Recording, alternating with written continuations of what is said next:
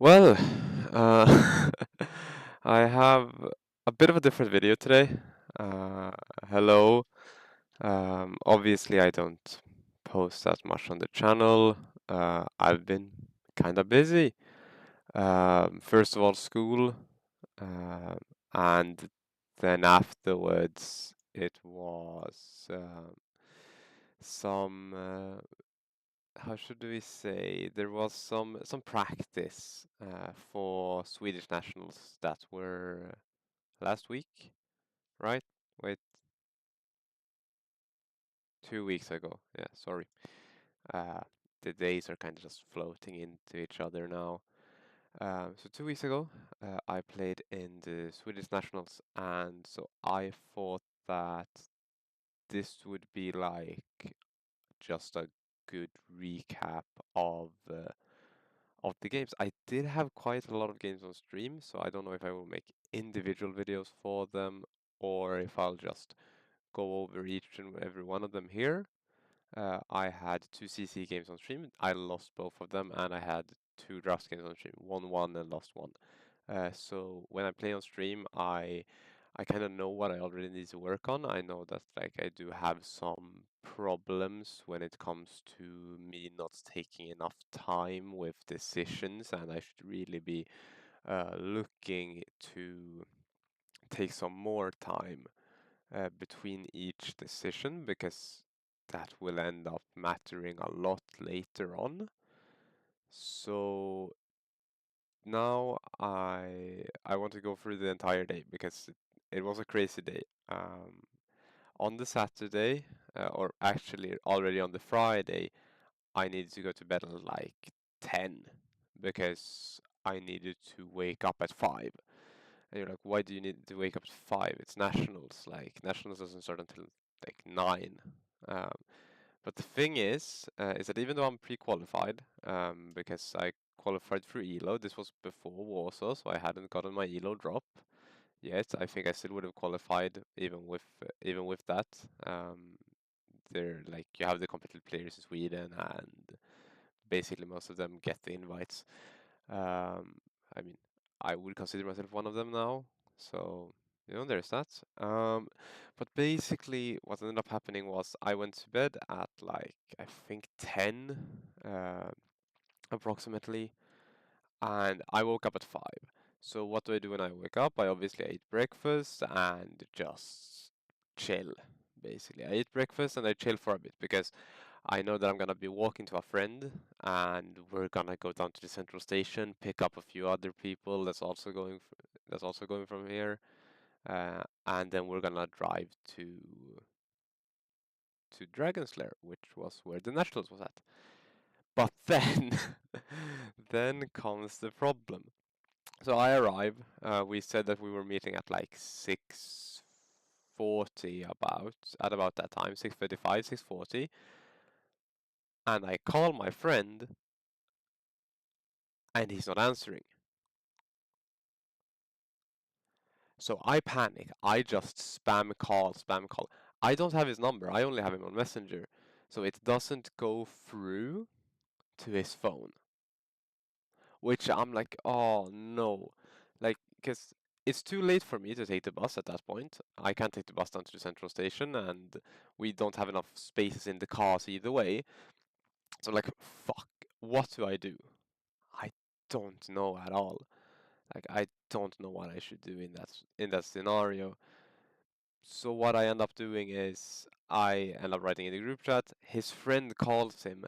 Thankfully, he wakes up and we get to the central station time so that we can pick up the other guys and just go. Thankfully, right? Like, thankfully that happens. So we arrive at the venue. We arrive early, even like they hadn't opened, but we obviously wanted to be early because you don't want to be late for nationals. That would just feels bad if you can't register in time. That's not good. So we get there. Um, I talk with some guys from Gothenburg because that's my locals when I'm studying. It's very nice. We're all very excited for the day. Obviously, it's gonna be fun. We're gonna play some good Flesh and Blood, hopefully. No, I don't think I played the best Flesh and Blood that I could. I think that I had some very bad, very questionable plays. So every round one, I get paired up into a local. I get paired up into a local. Um, he's amazing. He's great. He's on Enigma, and I'm on Dash.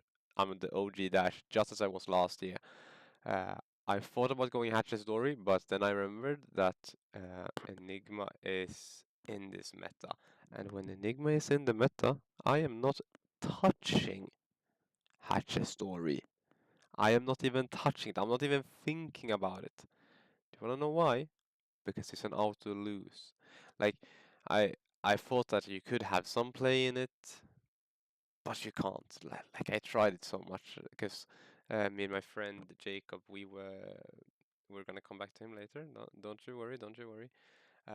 We were talking about like because we played Hatch's Story at Calling Warsaw. It went really well for him, really bad for me. Um, and so we ended up talking and be like, okay, can we still play Hatch's Story? And we both ended up agreeing that no. Um, Enigma is just an auto lose because the thing that ends up happening is if the Enigma is slightly skewed towards a defensive build, you cannot win as soon as they get a Mirror Guy out. Like, if they have a Mirror Guy in hand, they have Transcended, they give you Traverse the Universe, and they get their Chi, they play their Mirror Guy, and you're like, okay, I cannot win now. Because they're gonna come in for 8 every single turn, and they're just gonna block you out. And like, if they can't come in for 8 every single turn, every third turn they're gonna come in for 8. Like, and all you and what you need is you need to find Spill Blood as fast as possible, and you need to rush them down. But it doesn't work. They have too much ward, too much defense for that deck to be able to work. So I was on Dash OG, uh, which I have been known to play. I'm kind of the Dash guy in Sweden now. It was another guy called Niklas Astner before, but he's kind of moved away from Dash. He went up between Illusionist. He was on Droma last year. He beat me twice, once in the last round of Swiss and then once in the top eight in the quarterfinals. So I'm the Dash guy now. I love this hero. I think she's really, really fun to play. So I wanted to play her again, and I just watched Hayden Dale's list, and it went well for it. And I really liked the list because I looked at the list a lot, and I really, really liked it. I thought it was a very, very good list, and it took basically what I liked from Dash and just put it in a deck. So they played like the blue and red Sprocket Rockets, which I think is a much better inclusion than trying to play for Combustible right now. I still don't like the card. I tried it and I still don't like it. That card doesn't want to work as I want it to because it just feels so bad. Like, sure, it's an on hit, but it's a 2 for 4. And then with a pounder, it's 2 for 6. So you only really want to play it in the first, as the first combat chain, or like chain link, sorry, uh, if you have a Goliath gauntlet on it. But I would rather just use the Goliath gauntlet on like a max V turn to push even more damage when they've already tried to block out, or to just take their entire hand when they want to block out the max V. Because otherwise you're not getting that plus free buff, and also the plus free buff doesn't feel that good into the aggro matchups as well. It's like, okay, it's an extra free damage. They're not gonna care because you don't have any on hits, right? So I'm very glad that I found that list. Also, the sideboard was very intricate. The sideboard was very, very nice to see them switch plans or like switch some cards of the deck. It wasn't a lot of cards, but they switched some cards for going second or first in certain matchup, which I find really nice. All around, just a very good deck that I like to play. Um, so first round comes around, play against Shahin. I think we were at like maybe turn 5, 6. I wanted to call a judge because I had a question about Hanabi Blaster into Spectra. So basically, I played 2 boost cards on the turn, and then my question would be to the judge is if I attack with the zero cost boost card into the Spectra, will I still get the counter because it's played?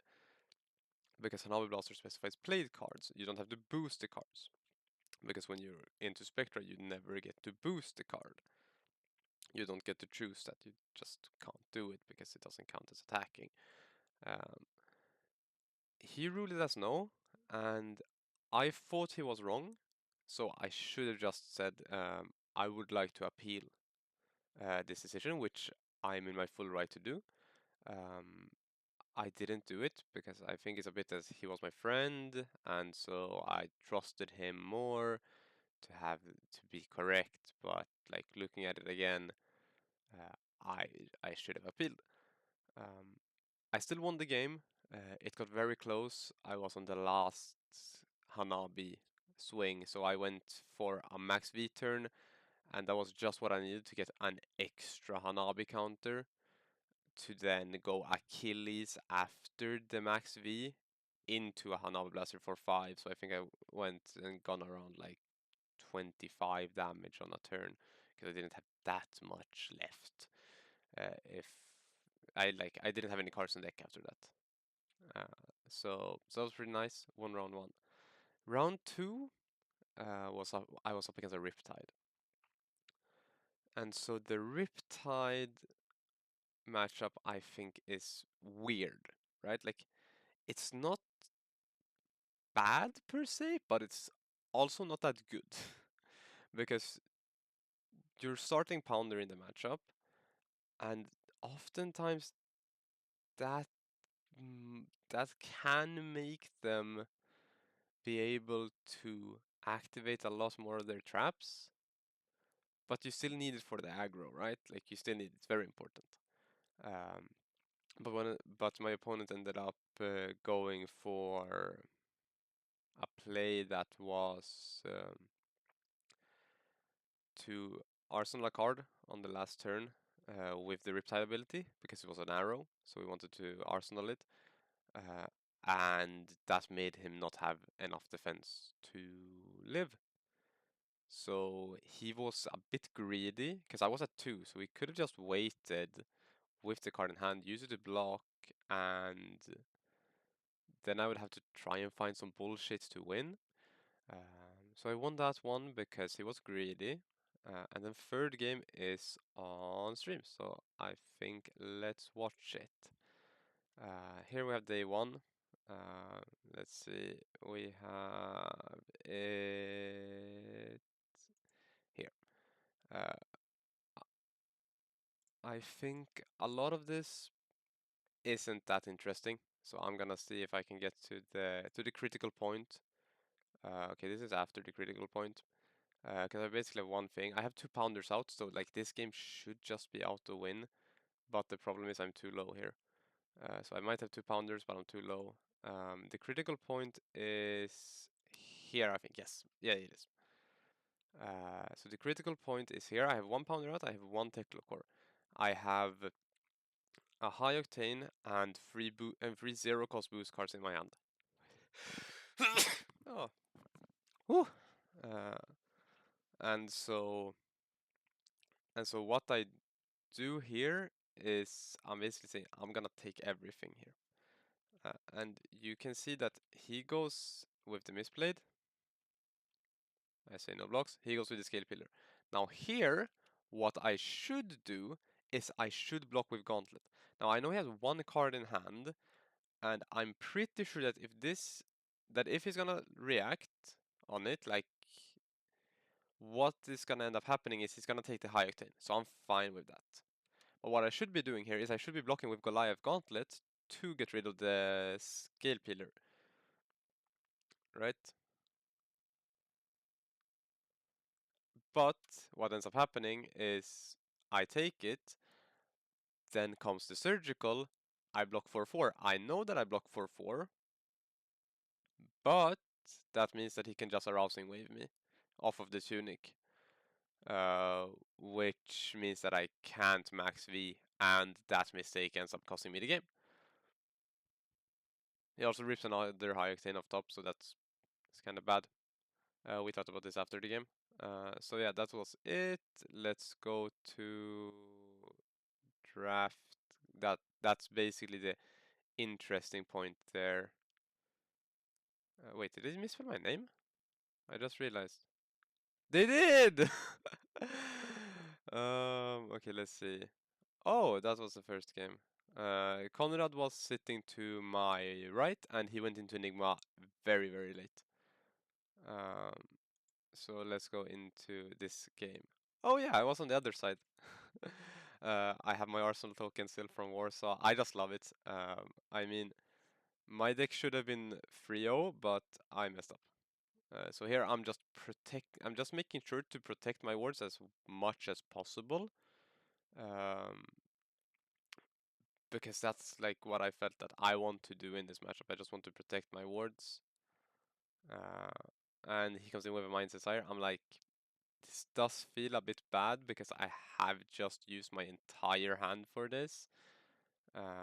So I'm gonna get rid of the Haze Shelter because the Waxing Spectre, like it might be one less ward, but it can get go again, and I know that I should have better late game. So I'm just gonna do this. I'm just gonna pass right back up. I'm waiting for him to drop, obviously. Um, just showing that I pass. Here, not a good hand.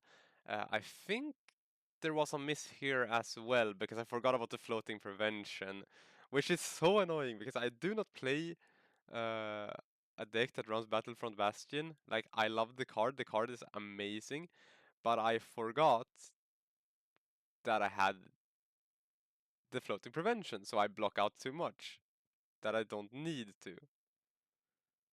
I'm just reading the chat because I haven't done that. So block 2.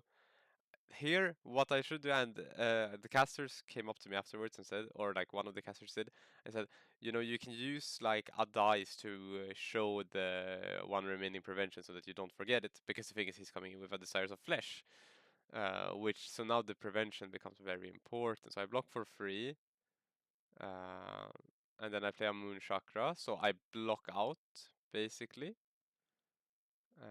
Because the Moon Chakra is a red one, so it's for 6. He comes in 1 Slither, gives it go again, which is nice. And then here I block with the Solitude, which I don't need to do. Right? Like, this is the thing, I don't need to do this block. This block is dumb. You're like, why is this block dumb? Well, because I have 1 floating prevention that I forgot about. And as soon as I had said that I had declared blocks, I remember it, and I'm like, no, I missed it. But you know, it happens. It is what it is. And so we play a bit more. Wait, have I played the card yet? I think so. Yeah. Because the thing is, this guy was on the left of me, and so I showed pack 1 that Enigma is close. I think I have the card in my arsenal. I showed that Enigma is closed. Very, very big pack 1. Here I end up taking damage. I'm like, fine, because I'm gonna dump out a bunch of wards, so it's fine. But what ends up happening here is I do this, play the blue card, I get my wards, I transcend, and he passed me that card, by the way, because I had put such a big signal that don't go into Enigma whatever you do,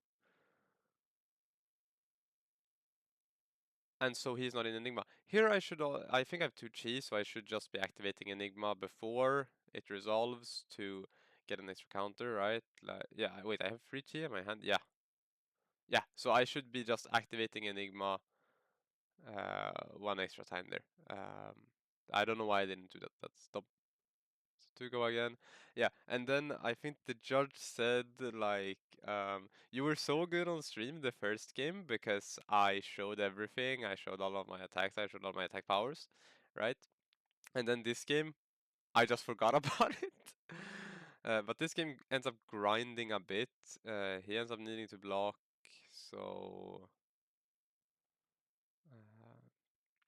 But then I think somewhere along the lines we realize that we have no time. Now it says 3 minutes here, but our clock said like 50 seconds or something. That's why I started to just go ballistic and started to go very, very fast. Because I had to. And yeah, I got the game. Now here I want to show the critical turn. There's a critical turn as well. Maybe it's before this actually. Jacob is obviously very good. I think it's here or next turn because I had no, I had it in Arsenal. And so this is just yeah, I have it in Arsenal now. It's just me missing.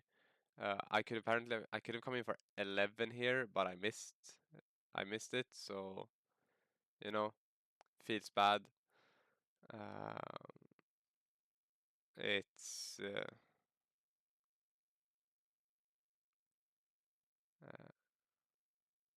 yeah. So that's me missing. That's me missing it, and that ends up costing me the game because I basically only have. Yeah, I also needed to flip this on my turn because I can't flip it on opponent's turn because it's attack reaction. And I end up losing. Christian, he is amazing. He is very cool, and he talked with me about a lot of things during the game. I learned so much. So let's go into the top 8 game. But first, like I just want like, wait, do I have like look at the studio? Or like look at yeah, look at the studio. There's Jacob, my friend, my goat. Uh, he went 12-0 all in all. He's just an amazing player. Um, but like just look at this studio, man. Like it's so cool. And then also like and then also here, um, we're friends obviously, so like we're just bantering before the game, just having fun. Unfortunately, you don't have player cams, but or like not player cams. Of course, we have player cams. You can see it there. Um, but but yeah, so uh, he's just amazing. He's not on 5 wins, 3 losses. He's on 9 wins. I am on 6 wins, 3 losses. Uh, but you can see here, here's his big turn. Here we talked about me giving my full hand because he's popping off, and so I maybe just give him my full hand. I should give Foundry Heart like somewhere early on this chain because of Bond, so I should just give Foundry Heart like somewhere here to be able to get the last one, like the last 1 point of value from it. It wouldn't have ended up mattering here, but still could be good. Um, but but what I thought was I have to like I'm just saying that like oh yeah I want to draw a card some way. I not doesn't really matter where. So what we said was like maybe, and then I go to like 25, but I was scared that then he can just kill me basically whenever. Um, so I end up taking basically everything here, going down to 11 because of Pulse with Harpoon in my hand. If I don't have Pulse with Harpoon in this hand, I am 100% blocking I'm 100% just giving my hand here. But here you can see he knows me, and you can see the bit on my face as well that like I don't want him to traverse here, because that basically says that he gets another card, which is really really bad for me. So he can show that to the pulse wave, and he can now choose what I take, and so I can't get what I want. And then I come in with a max free, he gets down to 12. And it's a bit annoying, I'm not gonna lie. It is a bit annoying, but that's why he's the best player in this game in Sweden right now, right? That is why he is the best player. And then he comes in with needles. I'm like, my thought process here is that if I pop them now and live, it's really good. Because I don't think I'm living too long either way. And then he comes in with bonds, he gets his bonds line, he gets a double bonds. And like, for that turn to work, he needed a cheese. So if I would have blocked out, he wouldn't have been able to like pop off there.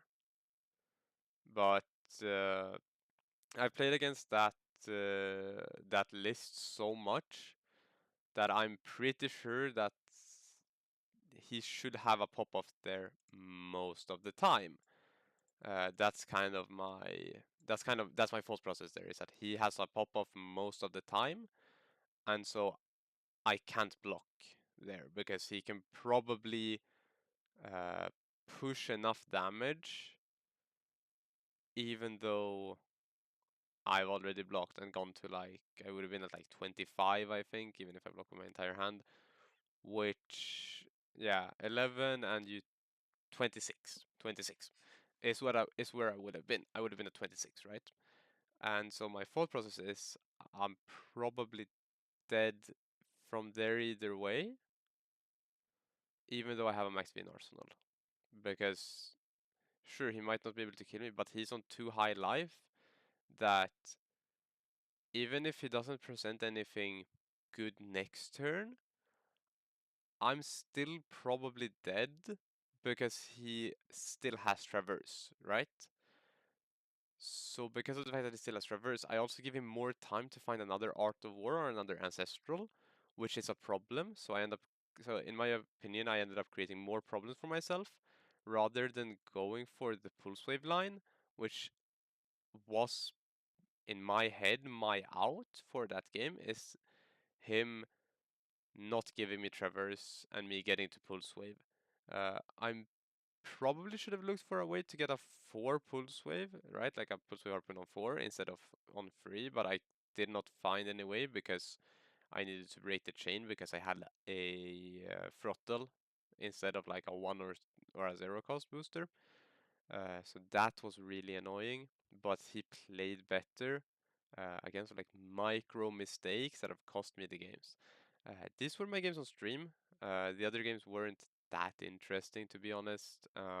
Or to be fair, I did have a new game against another local that I ended up winning because I think he rolled like a bit of disruption, took a card out of my hand, or was it that he didn't roll enough disruption? So I just played Spark of Genius, got a pounder, next hand, took everything, played Spark of Genius, got a pounder. It works, right? Like, and they actually went against my sideboard plan because items are kind of low value into new. But I was like, if I'm gonna win this game, I'm gonna need power. Because I know that he's playing a more aggressive style of Flesh and Blood. That's what he likes to play. And so that's what I wanted to do. I wanted to play aggressive. And then, yeah, I also lost an Enigma after the draft. I low rolled that game. I drew like 2 entirely red hands with a 2 cost booster and a 1 cost booster. So it's like, it was bad. It was really bad. And then I played against a Kano who couldn't get his combo off in time because I just put boost. I boosted. And so yeah, that was the recap. Wow, not even 30 minutes. It's kind of fast. I didn't feel like I needed to go into depth into a lot of the games because most of what I do is so automatic for me, and for a lot of that players it's kind of automatic. Like I can if you want to, right? Like if anyone says like, okay, I want you to watch through every single turn of this game, then I will. Then I can definitely do a video on that. That's not a problem for me at all.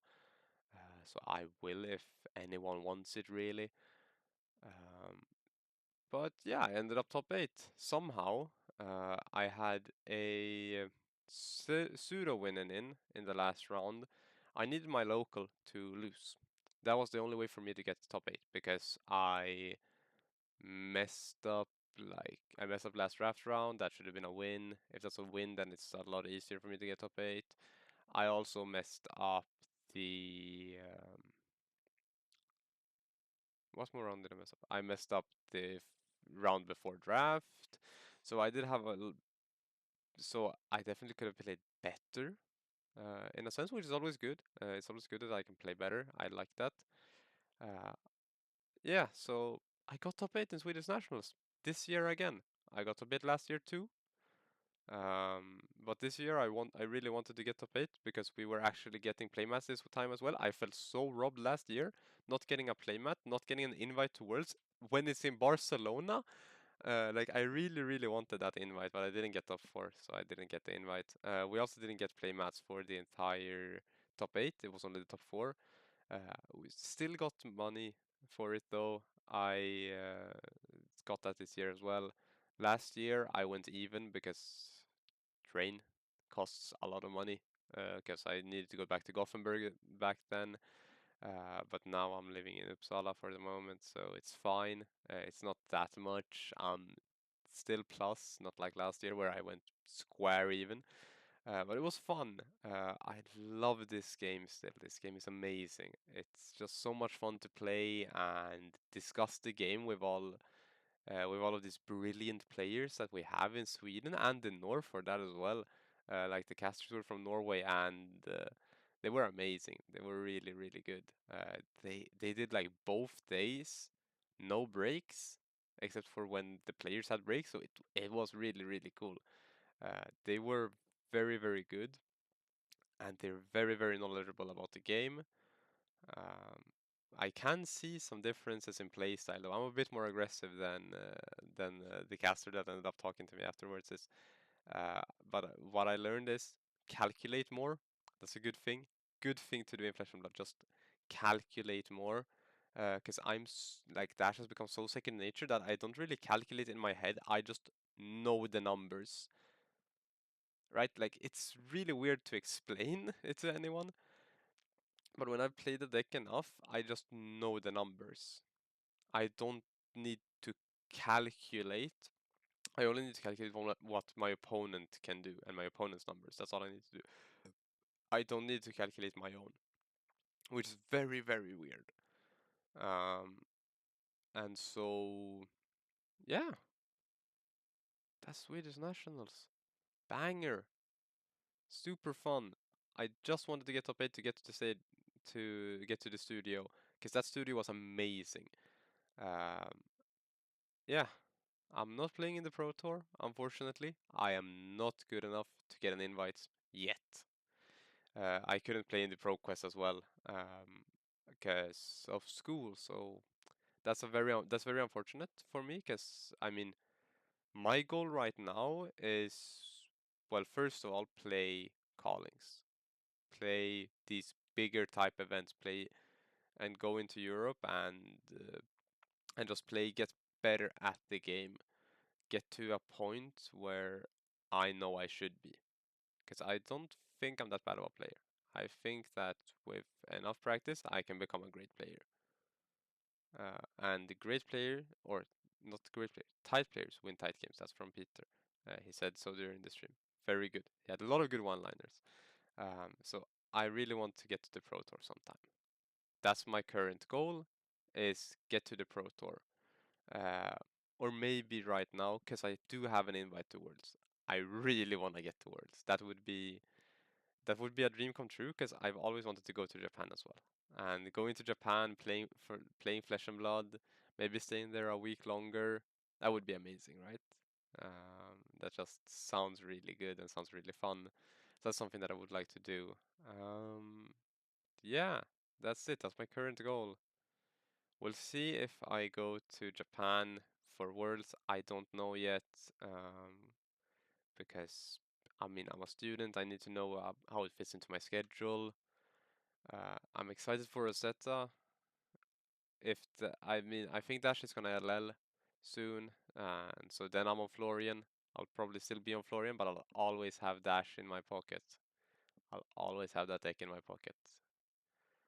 So Florian hype.